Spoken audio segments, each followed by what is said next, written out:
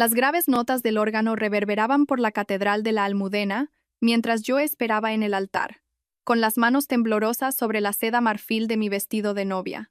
200 rostros me devolvían la mirada. Amigos, familiares, compañeros de trabajo, todos esperando el momento en que me convertiría en la señora de Mateo Vargas. El sol de media mañana se filtraba por las vidrieras, proyectando sombras arcoíris sobre el suelo de mármol. Pero mi corazón no latía de alegría. Martillaba con una certeza terrible y aplastante que amenazaba con partirme en dos. ¿Cuánto tiempo llevaban mintiéndome? Detrás del mar de caras expectantes, podía ver a mi madre en el primer banco, su vestido esmeralda perfectamente coordinado, su sonrisa radiante. Parecía la viva imagen del orgullo maternal. Hace 24 horas, me habría creído esa sonrisa. Hace 24 horas, todavía vivía en un mundo donde las madres protegían a sus hijas y el amor significaba algo sagrado. Mateo apretó mi mano, sus ojos azules cálidos con lo que una vez creí que era devoción. ¿Estás lista para esto, Carmen?, susurró, su voz con esa confianza familiar que me atrajo por primera vez hace 3 años. Le miré a la cara, la mandíbula afilada que había recorrido con mis dedos, la boca que me había prometido un para siempre, y sentí que mi mundo se cristalizaba con una claridad perfecta y terrible. «Oh, estoy lista», susurré de vuelta, mi voz firme a pesar del terremoto en mi pecho. Más lista de lo que te imaginas. 3 meses antes yo había sido feliz de una forma dichosa e ingenua. Me llamo Carmen Solís. Y a mis 28 años creía que lo tenía todo resuelto. Era la hija que mis padres siempre habían soñado, licenciada summa cum laude en Filología Hispánica por la Complutense, trabajaba como editora senior en Editorial Meridiano y acababa de comprometerme con Mateo Vargas, el chico de oro de nuestra comunidad. Nuestro compromiso había sido un cuento de hadas. Mateo, de 31 años y devastadoramente atractivo, era hijo del magistrado Alonso Vargas y la filántropa Victoria Rey. Trabajaba como abogado corporativo en uno de los bufetes más prestigiosos de Madrid, conducía un BMW y me había pedido matrimonio en el Teatro Real durante el intermedio de El Lago de los Cisnes, mi ballet favorito. «Vais a tener una vida tan bonita juntos», había dicho mi madre Diana esa noche, admirando el anillo de diamantes de 2 quilates que atrapaba la luz como el fuego de una estrella capturada. «Los Vargas son una familia tan prominente. Lo has hecho bien, cariño». Debería haberme dado cuenta de la forma en que lo dijo. No serás feliz o es perfecto para ti, sino lo has hecho bien. Como si hubiera completado una especie de transacción en lugar de encontrar a mi alma gemela. Mi padre, el juez Guillermo Solís, se había mostrado más reservado, pero igualmente complacido. Había construido su reputación sobre los valores familiares y la moral tradicional, y ver a su única hija casarse con una familia tan respetada era como una bendición a todo lo que había defendido durante 30 años. «Mateo es un buen hombre», había dicho papá, dándome uno de sus cálidos y envolventes abrazos después de la cena esa noche. «Veo cuánto te quiere, Carmen. Y lo que es más importante, veo cuánto le quieres tú. Amor». La palabra que más tarde sabría veneno en mi lengua. La planificación de la boda consumió los 2 meses siguientes. Mi madre se volcó en los preparativos con una intensidad que me conmovía y me agotaba a partes iguales. Insistió en encargarse de cada detalle: las flores, el catering, la música, incluso mis citas para las pruebas del vestido. «Este es el sueño de toda madre», decía, hojeando revistas y haciendo interminables llamadas telefónicas, planeando la boda perfecta de su hija. Agradecí su implicación, incluso cuando ocasionalmente desestimaba mis preferencias. Cuando sugerí flores silvestres para el ramo, ella insistió en rosas blancas y peonías. Cuando quise un simple cuarteto de cuerda, contrató una orquesta completa. Cuando mencioné que quería escribir mis propios votos, me convenció de que los votos tradicionales eran más elegantes. «Confía en mí», cielo decía con esa sonrisa que yo había heredado.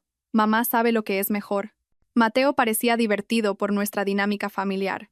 A menudo pasaba por casa sin avisar, encantando a mis padres con historias de su bufete y cumplidos sobre la cocina de mi madre. Él y Diana pasaban largos ratos juntos en la cocina, mientras yo terminaba llamadas de trabajo o corregía manuscritos. Sus risas flotaban por nuestro chalet de Pozuelo como si fueran música.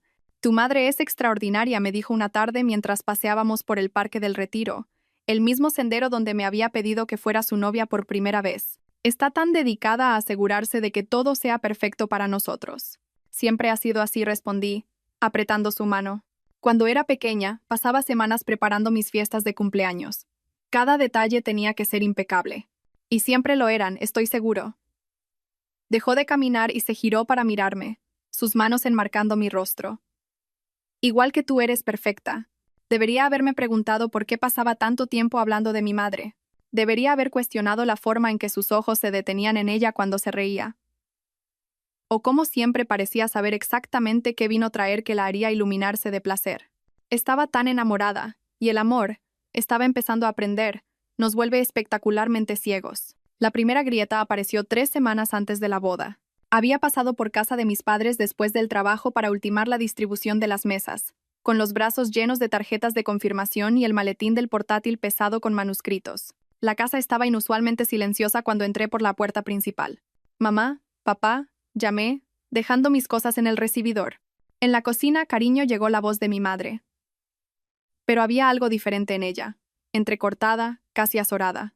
La encontré de pie junto al fregadero, de espaldas a mí, lavando platos que parecían sospechosamente limpios. Su pelo oscuro, normalmente peinado a la perfección, estaba revuelto, y cuando se dio la vuelta, sus mejillas estaban sonrojadas. «Oh, Carmen, cielo, no te esperaba tan pronto». «Son las 6:30», dije, mirando mi reloj. «La misma hora a la que siempre vengo los miércoles». «Claro, claro». Se secó las manos con un paño de cocina, evitando mi mirada. «Tu padre está en la reunión del consejo de la iglesia». Algo no encajaba, pero no sabía qué era. La cocina olía diferente. No a las habituales velas de vainilla de mi madre, sino a otra cosa. Algo masculino y caro. ¿Ha habido alguien aquí?, pregunté, sentándome en la isla de la cocina con las tarjetas de confirmación. ¿Qué? Oh, no, solo yo. Se volvió hacia el fregadero. ¿Qué tal tu día, cariño? Casi lo dejo pasar. Casi. Pero entonces me di cuenta de algo en la encimera. Una taza de café que pertenecía a nuestra vajilla buena, la que solo usábamos para invitados especiales. Todavía estaba caliente. «Mamá, ¿de quién es esta taza?» Sus hombros se tensaron. «Mía, por supuesto. Tú solo bebes té por la tarde». Yo me sentía cansada. Necesitaba la cafeína. La mentira flotaba entre nosotras como un cable de alta tensión. Mi madre nunca había sido buena mentirosa. Sus gestos eran tan familiares para mí como los latidos de mi propio corazón. La forma en que evitaba el contacto visual, el ligero temblor en su voz, el lavado compulsivo de platos, pero la quería y confiaba en ella, así que elegí creer. «Vale», dije simplemente, abriendo la primera tarjeta de confirmación. «Vamos a organizar estas mesas». La tarde transcurrió con normalidad, pero algo había cambiado. Vi a mi madre mirar su teléfono constantemente, sus dedos tamborileando ansiosamente contra la encimera. Cuando Mateo me envió un mensaje sobre las 8 para decir que trabajaría hasta tarde y que nos veríamos mañana, noté cómo todo su cuerpo pareció relajarse. La segunda grieta llegó una semana después. Mateo había estado distante, alegando que el trabajo lo estaba desbordando. Nuestras cenas habituales de los jueves por la noche se habían cancelado 2 veces y se había perdido nuestra cita para la degustación de la tarta en la pastelería. Cuando llamé a su oficina, su secretaria dijo que se había ido temprano. Conduje hasta su apartamento en el barrio de Salamanca, un elegante edificio de gran altura, con un portero que me conocía por mi nombre. El viaje en ascensor hasta el 15º piso se sintió eterno. Llamé a su puerta y luego usé mi llave cuando no hubo respuesta. «Mateo, ¿estás bien?» El apartamento estaba a oscuras, pero su coche estaba en el garaje. Volví a llamarlo, caminando por el espacio que ya habíamos empezado a planear redecorar después de nuestra luna de miel. El salón estaba vacío, pero había una copa de vino en la mesa de centro. Solo una, pero tenía una marca de pintalabios en el borde. Un tono que no reconocí. «Mateo». Probé la puerta de su dormitorio, pero estaba cerrada con llave. Eso era extraño. Nunca cerraba la puerta de su dormitorio. «Estoy aquí», su voz llegó a través de la madera, apagada y extraña. No me encuentro bien, Carmen. Creo que es una intoxicación alimentaria. Déjà me cuidart. No quiero que te contagies. Te llamaré mañana, ¿vale? Me quedé allí un largo momento, mirando esa puerta cerrada. En 3 años juntos, Mateo nunca se había negado a que le ayudara cuando estaba enfermo. Era el tipo de hombre que quería que lo mimaran cuando tenía tan solo un dolor de cabeza. Pero de nuevo, elegí la confianza sobre la sospecha. «Mejórate», le dije a la puerta. «Te quiero». «Yo también te quiero». Las palabras llegaron un segundo demasiado tarde. La verdad tiene una forma de revelarse como el agua que encuentra grietas en los cimientos. 2 días antes de mi boda, se desbordó. Estaba en la oficina intentando concentrarme en un manuscrito sobre poesía medieval cuando sonó mi teléfono. El identificador de llamadas mostraba el número de mi madre. «Carmen, cielo, necesito un favor». «Claro. ¿Qué pasa?» «He dejado algunos programas de la boda en mi coche y he quedado para comer con la señora de la floristería. ¿Podrías pasar por casa y cogerlos? Están en mi Mercedes, en un sobremanila en el asiento del copiloto. Claro, sin problema. El trayecto hasta la casa de mis padres me llevó 20 minutos con el tráfico de Madrid. Usé mi llave para entrar por la verja y aparqué detrás del coche de mi madre. El Mercedes estaba abierto, algo típico en nuestro barrio seguro. Abrí la puerta del copiloto e inmediatamente vi el sobremanila, pero al ir a cogerlo, otra cosa llamó mi atención. Un pequeño cuaderno de cuero negro se había deslizado entre los asientos. No le habría dado importancia, excepto que mi nombre estaba escrito en la portada con la caligrafía de mi madre. Mis manos temblaron al abrirlo. La primera página estaba fechada hacía 3 meses, justo después de nuestro anuncio de compromiso. Mateo Vargas es todo con lo que yo debería haberme casado. Atractivo, exitoso, de la familia adecuada. En cambio, me conformé con Guillermo y su vida de clase media. Pero quizás no sea demasiado tarde. Quizás merezca algo hermoso por una vez. El cuaderno se me resbaló de los dedos. Me senté en el asiento del conductor del coche de mi madre, mirando su caligrafía mientras el mundo se inclinaba. Con manos temblorosas, recogí el cuaderno y seguí leyendo. Me mira como Guillermo solía hacerlo, antes de que los años y la rutina lo desgastaran. Cuando Mateo me elogia el vestido o la comida, recuerdo lo que se sentía al ser deseada. Hoy se ha quedado después de que Carmen se fuera a trabajar. Hablamos durante horas sobre literatura y viajes. Dijo que yo estaba desperdiciada en esta vida. Tiene razón. Sé que esto está mal. Sé lo que le haría a Carmen si se enterara. Pero, ¿cuándo fue la última vez que alguien me eligió a mí? ¿Realmente me eligió, no por deber o convención, sino por deseo? Página tras página, entrada tras entrada. La cuidadosa caligrafía de mi madre documentando la lenta y deliberada seducción de mi prometido. Me ha besado hoy. Dios me ayude. Le devolví el beso. Hicimos el amor en su apartamento mientras Carmen estaba en su club de lectura. Dijo que yo era más apasionada que cualquier mujer con la que hubiera estado. Me sentí viva de nuevo. Mateo dice que después de la boda encontraremos la manera de estar juntos. Dice que casarse con Carmen es solo lo que se espera de él, pero que su corazón ahora me pertenece a mí. La última entrada estaba fechada el día anterior. Mañana por la noche antes de la boda, vendrá mientras Guillermo está en su reunión para planificar la despedida de soltero. Nuestra última vez juntos antes de que Carmen se convierta en su esposa. Después de eso, tendremos que ser más cuidadosos. Pero hemos llegado demasiado lejos para detenernos ahora. Cerré el cuaderno y me senté en una quietud perfecta. A mi alrededor, la tarde suburbana continuaba. Aspersores regando céspedes cuidados, niños montando en bicicleta, perros ladrando a los carteros. La vida normal sucediendo mientras mi mundo entero se desmoronaba. ¿Cuánto tiempo? La pregunta resonaba en mi cabeza. ¿Cuánto tiempo se habían estado riendo de mí a mis espaldas? Pensé en cada cena en la que se habían sentado uno frente al otro, en cada reunión familiar en la que habían intercambiado miradas que yo había sido demasiado confiada para interpretar correctamente. Pensé en mi padre, planeando llevarme al altar mañana, felizmente inconsciente de que su esposa se acostaba con el novio. Pensé en todas las formas en que me habían engañado, manipulado y traicionado las dos personas que se suponía que más me querían en el mundo. Fue entonces cuando finalmente llegaron las lágrimas. Lágrimas calientes y furiosas que sabían a sal y traición. Lloré hasta que me dolió el pecho, hasta que el rímel corrió en oscuros arroyos por mis mejillas, hasta que no quedó nada dentro de mí más que una claridad fría y cristalina. Se habían elegido el uno al otro por encima de mí. Ahora yo me elegiría a mí misma por encima de ellos. No fui a casa esa noche. En su lugar, me registré en el Hotel Palace con un nombre falso, pagando en efectivo y diciéndole al recepcionista que estaba sorprendiendo a mi marido por nuestro aniversario. La mentira salió con facilidad. Al parecer, estaba aprendiendo a ser tan buena en el engaño como mi madre y mi prometido. En la habitación del hotel, lo extendí todo sobre la cama king size como un detective organizando pruebas. El diario de mi madre, capturas de pantalla de los últimos extractos de la tarjeta de crédito de Mateo, habíamos combinado nuestras cuentas para los gastos de la boda. Y una lista creciente de todas las señales que había pasado por alto.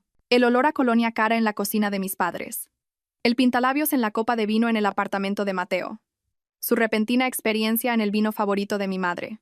La forma en que ambos habían insistido tanto en los votos matrimoniales tradicionales, probablemente porque sabían que yo podría decir algo en votos personales que expusiera su culpa. Pedí servicio de habitaciones y me senté con las piernas cruzadas en la cama, comiendo pasta carísima mientras planeaba su destrucción. La antigua Carmen los habría confrontado en privado. Habría llorado y exigido explicaciones. y probablemente habría acabado siendo manipulada para perdonar. La antigua Carmen creía en las segundas oportunidades y en el poder del amor para superarlo todo. Pero la antigua Carmen estaba muerta. Murió leyendo el diario de su madre en un Mercedes-Benz, mientras su mundo se derrumbaba a su alrededor. La nueva Carmen entendía que algunas traiciones eran demasiado profundas para una resolución privada. No se trataba solo de un prometido infiel o una madre adúltera. Se trataba de dos personas que habían conspirado para hacerme cómplice de mi propia humillación, que habían planeado continuar su aventura después de mi boda, que me habían robado no solo mi felicidad, sino también mi dignidad. Querían jugar. Bien. Yo había aprendido de los mejores. Llamé a mi asistente en Editorial Meridiano. Elena, necesito que me hagas un favor. ¿Puedes compilar una lista de invitados para todos los que vienen a mi boda mañana? Direcciones de correo electrónico, números de teléfono, redes sociales, todo. Por supuesto. ¿Está todo bien? Suenas. Todo está perfecto, dije. Y por primera vez en días, lo decía en serio. Solo quiero asegurarme de que todo el mundo tenga toda la información que necesita para mañana. A continuación, llamé a mi compañera de universidad, Sofía, que trabajaba como periodista freelance en Barcelona. Carmen, Dios mío, tu boda es mañana. ¿Estás de los nervios? Estoy tan emocionada. Sofía, necesito un favor y necesito que no hagas preguntas, ¿vale? ¿Qué tipo de favor? Necesito que estés mañana en la Catedral de la Almudena con tu cámara y tus credenciales de prensa. Va a pasar algo noticioso y quiero que quede documentado. Carmen, me estás asustando. No soy yo la que debería dar miedo. La última llamada fue la más difícil. Marqué el número de mi padre, sabiendo que estaría en casa después de su reunión de planificación de la despedida de soltero. Carmen, cariño, no deberías estar llamándome. ¿No da mala suerte que el padre de la novia hable con su hija la noche antes de la boda? Papá, dije, y mi voz se quebró ligeramente. Te quiero. Pase lo que pase mañana. Necesito que recuerdes que te quiero, y que nada de esto es culpa tuya. Cielo, me estás preocupando. ¿Qué pasa? No pasa nada, papá. Todo va a estar bien por fin. Después de colgar, me senté en el silencio de la habitación del hotel durante mucho tiempo, pensando en la justicia, la venganza y la diferencia entre ambas. La venganza consistía en causar dolor. La justicia consistía en revelar la verdad. Mañana, serviría justicia con una sonrisa. Me desperté al amanecer y pedí café al servicio de habitaciones, sentada junto a la ventana en mi albornoz de hotel mientras el sol pintaba Madrid en tonos dorados y rosas. En 6 horas, se suponía que me convertiría en la señora de Mateo Vargas. En cambio, estaba a punto de convertirme en algo mucho más poderoso, una mujer que se negaba a ser la tonta de nadie. Mi teléfono había estado vibrando toda la mañana con mensajes de mi madre. Buenos días, novia preciosa. Espero que hayas dormido bien. No puedo esperar a verte caminar hacia el altar hoy. Las flores son perfectas.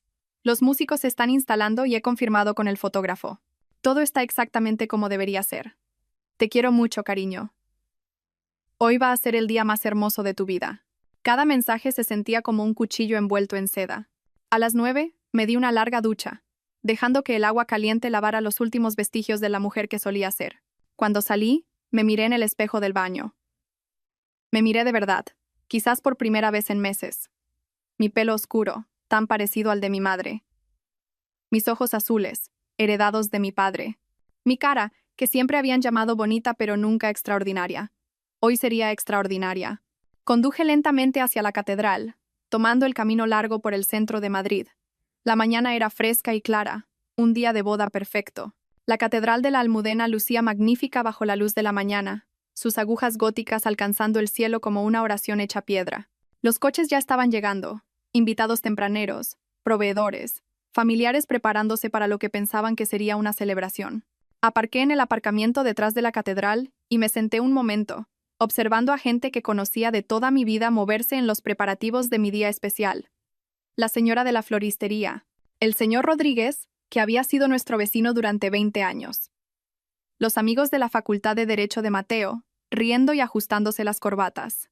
Todas estas personas que se preocupaban por mí, que habían dedicado su sábado a presenciar lo que creían que sería el comienzo de mí y vivieron felices para siempre. También merecían saber la verdad. Recogí mi vestido de novia, los zapatos y el neceser de maquillaje y entré en la catedral por la entrada lateral que conducía a la sala de preparación de la novia. El pequeño espacio ya estaba lleno de actividad. Mi dama de honor principal, Isabel, estaba colgando su vestido, y mis otras dos damas de honor estaban preparando café y arreglando flores. Carmen, Isabel corrió a abrazarme. Dios mío, estás radiante. ¿Cómo te sientes? Como si hoy fuera a cambiarlo todo, dije, y fue lo más sincero que había dicho en días. ¿Dónde está tu madre? Pensé que ya estaría aquí. Revisé mi teléfono. Ningún mensaje nuevo de Diana desde sus empalagosos textos de buenos días. Probablemente esté en casa preparándose, dije. Ya sabes cómo le gusta que todo esté perfecto. Lo que no dije fue que sabía exactamente dónde estaba mi madre, porque había estado rastreando el teléfono de Mateo desde anoche usando nuestra cuenta compartida. Había pasado la noche en nuestra casa familiar, marchándose a las 6:30 de la mañana, probablemente para evitar ser visto por los vecinos o por mi padre. Una última traición por los viejos tiempos. Mientras mis damas de honor me ayudaban a ponerme el vestido, me sentí extrañamente tranquila. La seda marfil se deslizó sobre mi piel como una armadura, y cuando abrocharon las docenas de pequeños botones de perla en mi espalda, sentí que me transformaba en alguien nuevo, alguien más fuerte. El vestido había sido elección de mi madre, por supuesto. Un tradicional vestido de corte A con mangas largas, una cola catedral y suficientes abalorios para rivalizar con una constelación. Yo había querido algo más sencillo, más moderno, pero Diana había insistido. Este vestido saldrá precioso en las fotos, había dicho durante la prueba. La elegancia clásica nunca pasa de moda. Ahora entendía por qué había estado tan interesada en mi aspecto. Necesitaba que yo luciera perfecta para las fotografías que documentarían la humillación de su yerno. Isabel me colocó el mismo velo hasta la punta de los dedos que había llevado mi abuela. Estás absolutamente deslumbrante, Carmen. Mateo se va a morir cuando te vea. Eso espero, murmuré. A las 11:30, llegó el fotógrafo para hacer las fotos previas a la ceremonia. Sonreí y posé, dejando que capturara lo que él creía que eran imágenes de alegría nupcial, pero que en realidad eran fotos de una mujer preparándose para la guerra. A las 11:45, llegó mi padre. Hola, mi niña bonita. Papá estaba en la puerta de la sala, resplandeciente con su esmoquín negro formal, su pelo plateado perfectamente peinado. A sus 58 años, el juez Guillermo Solís seguía siendo un hombre apuesto, alto, digno, con esa calidez genuina que lo había hecho querido por nuestra comunidad durante décadas. También era un hombre cuyo mundo estaba a punto de colapsar. Estás radiante, cariño, dijo, con los ojos empañados. Apenas puedo creer que mi pequeña se case. Las damas de honor y el fotógrafo se apartaron discretamente para darnos privacidad. Tomé las manos de mi padre, esas manos fuertes y amables que habían bendecido a innumerables parejas, que me habían sostenido cuando me raspaba las rodillas de niña, que me habían enseñado a conducir, a rezar y a creer en la bondad. Papá, necesito decirte algo antes de que caminemos hacia el altar. Por supuesto, cielo, ¿qué es? Saqué el diario de mi madre de mi bolso de novia y lo puse en sus manos. Encontré esto en el coche de mamá ayer. Parecía confundido al abrirlo, pero observé cómo su rostro cambiaba a medida que empezaba a leer. El color desapareció de sus mejillas. Sus labios se entreabrieron ligeramente y sus manos comenzaron a temblar. Carmen, su voz era apenas un susurro. Esto no puede ser. Tu madre nunca. Lee las fechas, papá, léelo todo. Se hundió en una silla, todavía sosteniendo el diario, sus ojos recorriendo página tras página de la traición de su esposa. Me arrodillé a su lado, mi vestido de novia amontonándose a nuestro alrededor como nata derramada. ¿Cuánto tiempo hace que lo sabes? Preguntó finalmente. Desde ayer. Lo siento, papá. Lo siento mucho. Me miró este hombre que había construido toda su carrera sobre la santidad del matrimonio y la familia, y vi algo romperse detrás de sus ojos. ¿Qué vamos a hacer? Susurró. Vamos a caminar hacia ese altar, dije con firmeza. Y vamos a dejar que todo el mundo vea exactamente quiénes son Diana Vargas y Mateo Vargas. Carmen, no. Piénsalo. El escándalo, la humillación. La humillación no es nuestra, papá. Es de ellos. Me miró fijamente durante un largo momento, y pude verle luchar contra 30 años de condicionamiento que decían que los problemas familiares debían manejarse en privado, en silencio, a puerta cerrada. Hay 200 personas ahí fuera, dijo. 200 personas que nos quieren y que merecen saber la verdad antes de presenciar lo que creen que es una ceremonia sagrada. Tu reputación. Mi reputación será la de alguien que se niega a que la tomen por tonta, que eligió la dignidad por encima del silencio. Un golpe en la puerta nos interrumpió. 5 minutos todos, gritó la coordinadora de la boda. Papá se levantó lentamente, sus piernas inestables. Por un momento, temí que pudiera desplomarse allí mismo, pero enderezó los hombros y me miró con algo parecido al orgullo. Eres más valiente de lo que yo he sido, nunca, dijo en voz baja. Aprendí del mejor. Me ofreció su brazo, y juntos caminamos hacia las puertas del santuario. A través de los paneles de cristal podía ver la catedral llena de invitados, amigos y familiares que habían viajado de todo el país para celebrar con nosotros. El altar estaba decorado con rosas blancas y peonías, tal como mi madre había querido. El cuarteto de cuerda tocaba el canon de Pachelbel, llenando el espacio sagrado con una melodía sublime. Mateo esperaba en el altar con su esmoquín perfectamente entallado, pareciendo en todo momento el abogado de éxito y el novio devoto. Su padrino y los demás caballeros de honor lo flanqueaban, todos sonriendo con anticipación. En la primera fila, mi madre estaba sentada, radiante con su vestido esmeralda, secándose los ojos con un pañuelo de encaje. Parecía como toda madre de la novia debería parecer, orgullosa, elegante, abrumada por la emoción de la felicidad de su hija. La coordinadora de la boda abrió las puertas y comenzó la música procesional. Mis damas de honor caminaron por el pasillo con sus vestidos de color rosa pálido, sonriendo a los invitados y ocupando sus lugares en el altar. Entonces, la música se convirtió en la marcha nupcial, y cada persona en esa catedral se puso de pie. ¿Lista?, susurró papá. Apreté su brazo. Lista. Entramos en el santuario y sentí 200 pares de ojos volverse hacia nosotros. Los flashes de las cámaras destellaron. La gente sonreía y susurraba lo guapa que estaba. El rostro de Mateo se iluminó cuando me vio, sus ojos azules cálidos con lo que parecía amor genuino. Mi madre se llevó el pañuelo a los ojos, la imagen de la devoción maternal. ¿Qué actores tan increíbles son ambos?, pensé mientras caminábamos por el pasillo. Deberían haber estado en la Gran Vía en lugar de en mi vida. Llegamos al altar y papá puso mi mano en la de Mateo antes de tomar asiento, el gesto que se suponía que simbolizaba a un hombre entregando a su hija a otro. En cambio, sentí que me estaban entregando a mi enemigo. Queridos hermanos, comenzó el sacerdote, su voz resonando fácilmente a través del sistema de sonido de la catedral. Estamos aquí reunidos para ser testigos de la unión de Mateo Vargas y Carmen Solís en santo matrimonio. Le dejé hablar, siguiendo la ceremonia tradicional, esperando mi momento. Mateo apretó mi mano y yo le devolví el apretón. En la primera fila, mi madre observaba con un orgullo radiante. No tenían ni idea de lo que se avecinaba. El matrimonio no debe contraerse a la ligera, sino con reverencia, deliberadamente, y de acuerdo con los propósitos para los que fue instituido por Dios. Qué apropiado, pensé. Hablemos de reverencia y de los propósitos de Dios. Si hay alguien presente que conozca un impedimento para que este matrimonio se celebre, que hable ahora o calle para siempre. Este era el momento que había estado planeando. El momento en que podría haber hablado, podría haberlo revelado todo en ese mismo instante. En cambio, permanecí en silencio. Dejé que el sacerdote continuara con los votos, el intercambio de anillos, todo. Quería que se sintieran seguros. Quería que pensaran que habían ganado. Mateo, dijo el sacerdote, ¿quieres recibir a Carmen como esposa y prometes serle fiel en las alegrías y en las penas, en la salud y en la enfermedad, y así amarla y respetarla todos los días de tu vida? Mateo me miró a los ojos, su voz fuerte y clara. Sí, quiero. Prometes serle fiel. La mentira era tan descarada que casi me hizo reír. Carmen, ¿quieres recibir a Mateo como esposo y prometes serle fiel en las alegrías y en las penas, en la salud y en la enfermedad, y así amarlo y respetarlo todos los días de tu vida? Este era mi momento. El momento de decir, sí, quiero, y convertirme en cómplice de mi propio engaño, o el momento de reducir su mundo a cenizas con la verdad. Miré a la congregación, todos esos rostros llenos de expectación y alegría. Miré a mi padre en la primera fila, sus ojos animándome a ser fuerte. Miré a mi madre, todavía secándose los ojos con emoción teatral. En realidad dije, mi voz resonando claramente a través del sistema de sonido de la catedral, antes tengo algo que decir. La catedral se sumió en un silencio perfecto. Incluso el cuarteto de cuerda dejó de tocar. La mano de Mateo se apretó sobre la mía, su sonrisa vacilando ligeramente. Carmen. El sacerdote parecía confundido. ¿Está todo bien?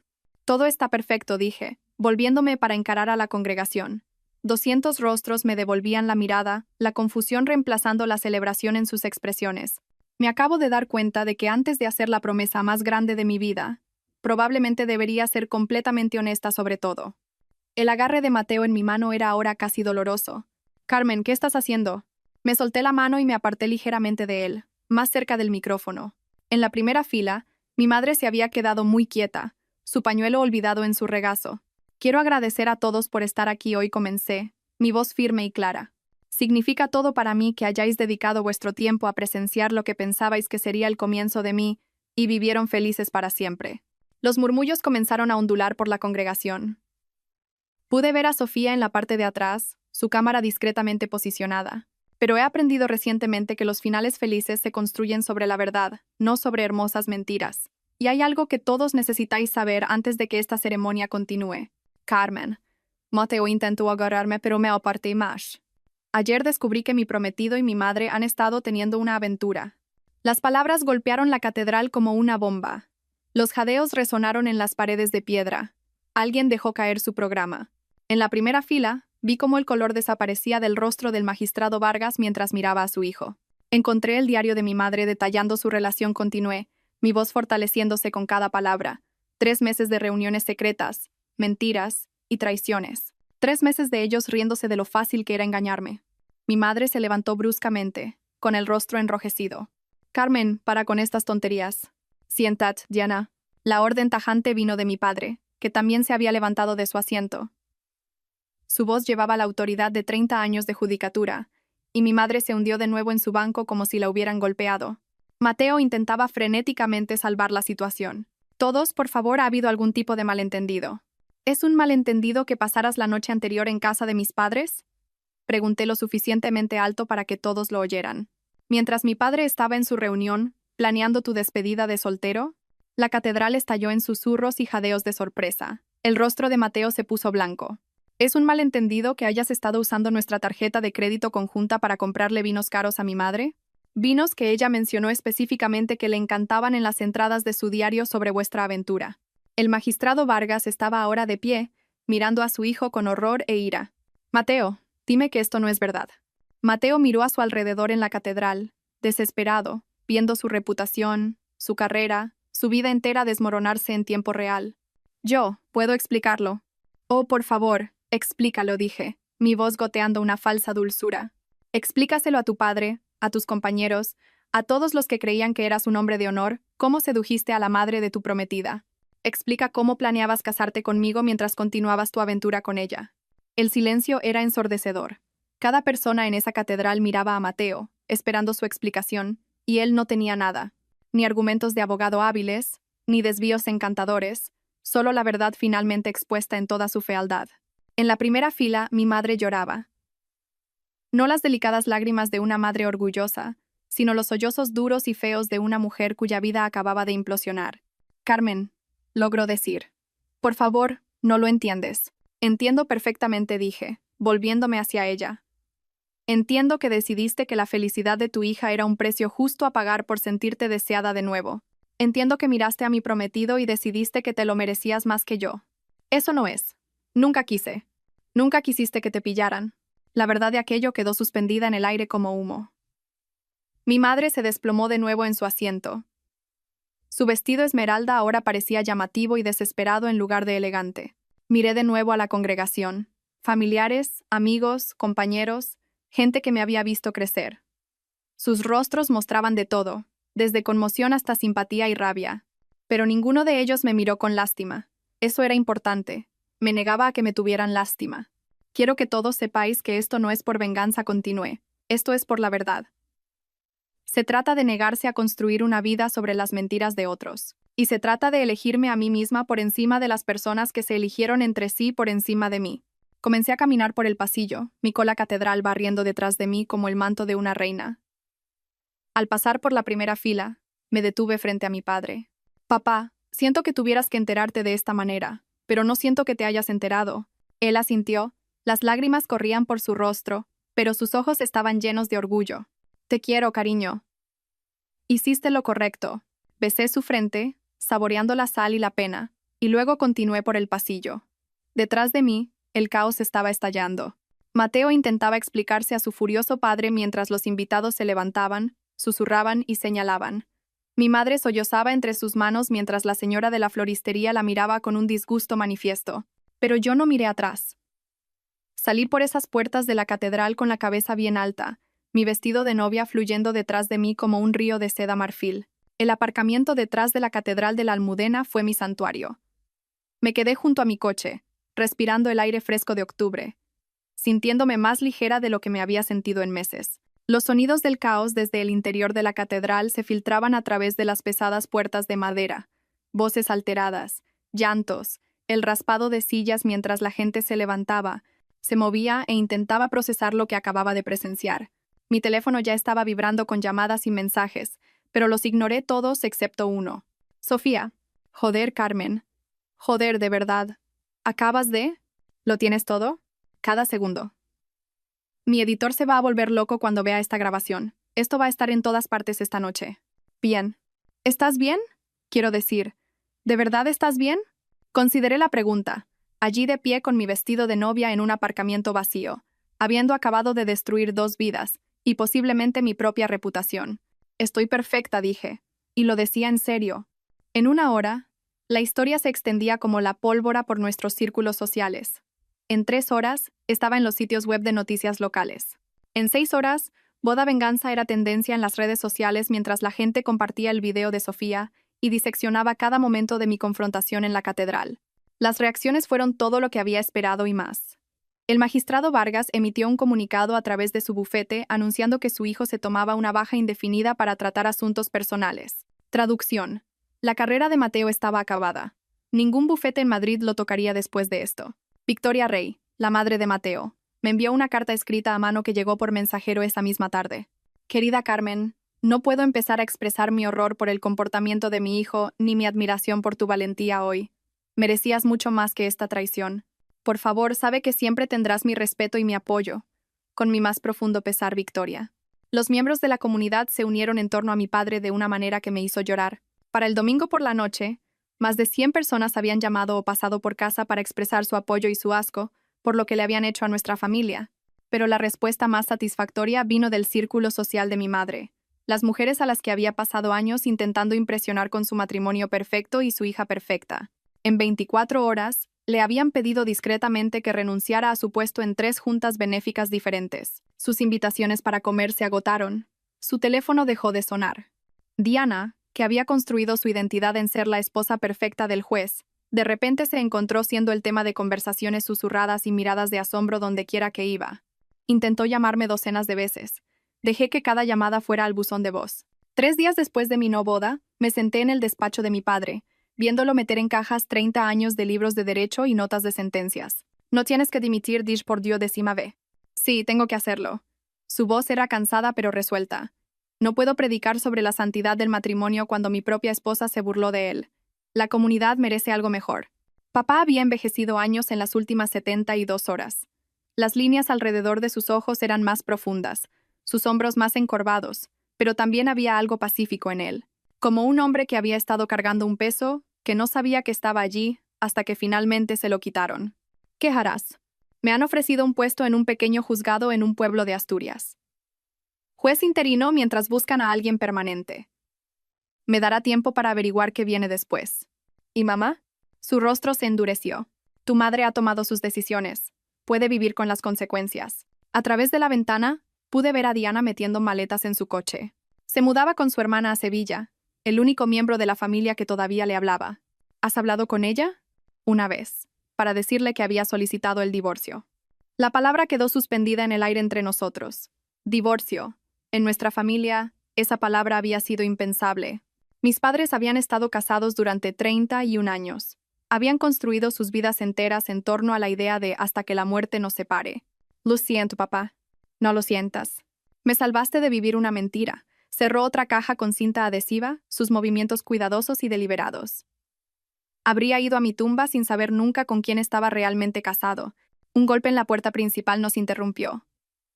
Papá fue a abrir mientras yo seguía empaquetando sus libros.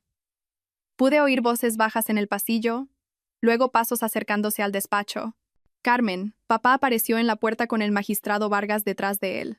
Alonso Vargas parecía haber envejecido tanto como mi padre. Su apariencia, normalmente impecable, estaba arrugada, sus ojos huecos por el agotamiento y la vergüenza. Señor Vargas, me levanté, alisándome los vaqueros. Me sorprende verle. Necesitaba disculparme, dijo simplemente. Por mi hijo, por lo que te hizo pasar. Por lo que hizo pasar a nuestras 2 familias. Estudié su rostro, buscando signos de culpa o resentimiento, pero solo encontré un remordimiento genuino. Gracias. Pero usted no es responsable de las decisiones de Mateo. ¿No lo soy? Su risa fue amarga. Lo crié para que creyera que tenía derecho a lo que quisiera, que su encanto y su buena apariencia lo sacarían de cualquier problema. Yo creé al hombre que te traicionó. No dije con firmeza. Usted crió a un hijo. Él eligió convertirse en un hombre sin honor. Eso es cosa suya. El magistrado Vargas asintió lentamente. Victoria y yo estamos yendo a terapia, tratando de averiguar en qué nos equivocamos, cómo le fallamos tan completamente. No deje que sus fracasos definan su matrimonio, dije. Algunas personas simplemente están rotas por dentro. Eso no significa que todos los que los amaron también estén rotos. Me estudió durante un largo momento. Eres extraordinaria, ¿sabes? La mayoría de la gente estaría destrozada por lo que te ha pasado. En cambio, estás ofreciendo sabiduría a un viejo tonto. Aprendí del mejor, dije, mirando a mi padre. Después de que el magistrado Vargas se fuera, papá y yo terminamos de empaquetar en un cómodo silencio. Mientras el sol comenzaba a ponerse, pintando su despacho en tonos dorados y ámbar, cerró la última caja y miró alrededor de la habitación que había sido su santuario durante más de una década. ¿Algún remordimiento?, pregunté. ¿Sobre el divorcio? ¿Sobre irme? No. Hizo una pausa. Sobre criar a una hija lo suficientemente valiente como para elegir la verdad por encima de la comodidad. Nunca. 6 meses después, estaba en el jardín detrás de mi nuevo apartamento en Barcelona, viendo la primavera emerger del abrazo del invierno. Los almendros en flor salpicaban el paisaje como confeti rosa, y el aire olía a hierba fresca y a posibilidad. Mi teléfono sonó, la llamada semanal de papá. ¿Qué tal Asturias?, pregunté sin preámbulos. Precioso, tranquilo. La gente aquí es poca pero genuina. Sin política, sin dramas, solo fe y comunidad. ¿Eres feliz? Estoy en ello. ¿Y tú? ¿Qué tal el nuevo trabajo? 3 meses antes, me habían ofrecido un puesto como editora senior en una prestigiosa editorial de Barcelona. El salario era sustancial, el trabajo desafiante, y, lo mejor de todo, estaba a 500 kilómetros de los restos de mi antigua vida. Me encanta, dije honestamente. La ciudad, el trabajo, el anonimato. Puedo caminar por la calle y ser simplemente Carmen, no esa mujer del vídeo de la boda. Bien, te mereces un nuevo comienzo. El vídeo de la boda finalmente había perdido su estatus viral, reemplazado por nuevos escándalos y dramas más frescos. Pero durante varias semanas, había sido la favorita de Internet, la mujer que eligió la dignidad por encima del silencio, la verdad por encima de la comodidad. La atención había sido abrumadora, pero en última instancia, empoderadora.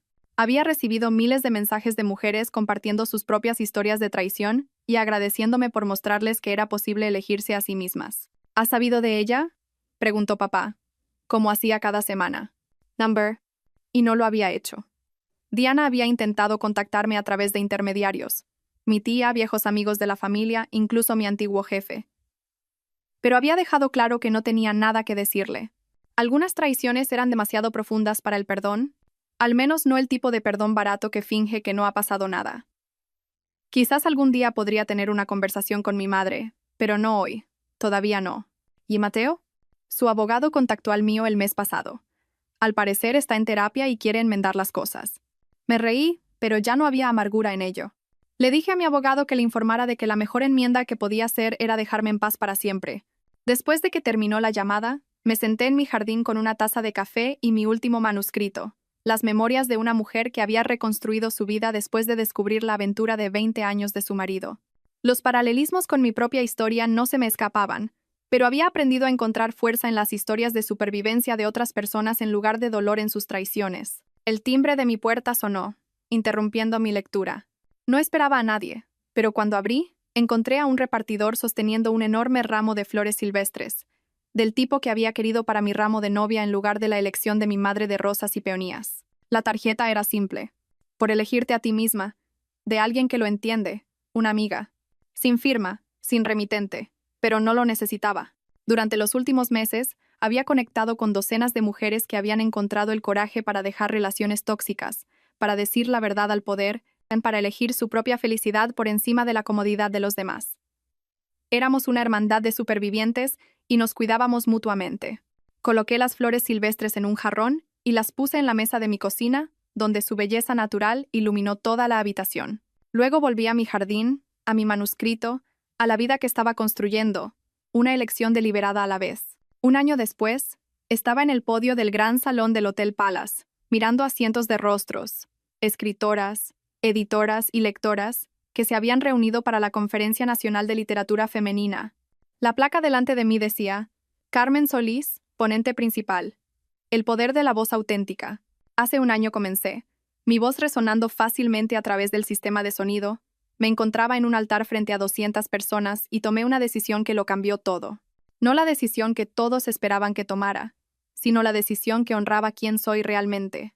En la audiencia, pude ver a mujeres asintiendo, inclinándose hacia adelante en sus asientos. Mi historia se había convertido en un referente para muchas, no por el drama o la venganza, sino por la verdad más profunda que representaba. Se nos enseña desde la infancia que mantener la paz es más importante que mantener nuestra dignidad, que ser amable es más valioso que ser honesta, que la comodidad de los demás importa más que nuestra propia verdad. Hice una pausa, pensando en esa mañana en la habitación del hotel cuando me había mirado en el espejo y había decidido convertirme en alguien nuevo. Pero esto es lo que aprendí. Cuando eliges la verdad por encima de la comodidad, cuando te eliges a ti misma por encima de las personas que han elegido traicionarte, no solo cambias tu propia vida, das permiso a todos los que te observan para que hagan lo mismo. El aplauso fue cálido y sostenido. Después de mi discurso, docenas de mujeres se me acercaron para compartir sus propias historias de elegir el coraje sobre el silencio, la autenticidad sobre la aprobación. Tarde esa noche, me senté en la habitación de mi hotel con una copa de vino, revisando mensajes de mujeres que habían visto mi discurso de la conferencia en línea. Sus palabras eran variaciones del mismo tema. Gracias por mostrarme que era posible. Gracias por elegir la verdad. Gracias por negarte a guardar silencio. Mi teléfono vibró con un mensaje de texto de papá. He visto tu discurso en línea. Mamá estaría orgullosa. Miré el mensaje durante mucho tiempo. Se refería a mi abuela, por supuesto, la mujer cuyo velo había llevado en mi no boda, que me había enseñado que la fuerza podía parecer gracia, y que a veces lo más amoroso que podías hacer era negarte a permitir la crueldad de otra persona.